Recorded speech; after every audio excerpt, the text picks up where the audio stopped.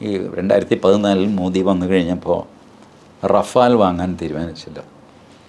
36 Rafale വിമാനങ്ങൾ വാങ്ങാൻ തീരുമാനിച്ചു. അപ്പോൾ എന്തായിരുന്നു ഇത്ര ധൃതി?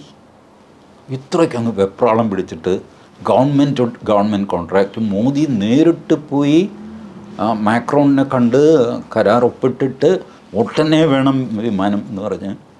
അപ്പോൾ ഇത്ര വെപ്രാളം മോദി കാണിക്കാൻ കാര്യം എന്താണെന്ന് വെച്ചാൽ അതിനു മുമ്പ് ആൻ്റണിയൊക്കെ ഡിഫൻസ് മിനിസ്റ്റർ ആയിരുന്നപ്പോൾ ഒരു സ്ക്രൂ പോലും വാങ്ങിയിട്ടില്ല. ഓർമ്മയില്ല, ഇവിടെ കൊച്ചിയിൽ ഒരു ബാറ്ററി വാങ്ങാഞ്ഞിട്ട് അന്തർവാഹിനിയിൽ പൊട്ടിത്തെറി ഉണ്ടായിട്ട് 7 നേവിക്കാർ മരിച്ചു, 7 പേര് മരിച്ചു. ബാറ്ററി വാങ്ങിയില്ല. ബാറ്ററി വാങ്ങണമെങ്കിൽ ടെൻഡർ കൊടുക്കണം. ടെൻഡർ വിളിച്ച് അതിൽ ലോവസ്റ്റ് നോക്കി ഇങ്ങനെയൊക്കെ ഒരു പട്ടാളത്തിന് പ്രവർത്തിക്കാൻ പറ്റുമോ? അതാണ് മോദി വന്നപ്പോൾ കയ്യിലൊന്നുമില്ല.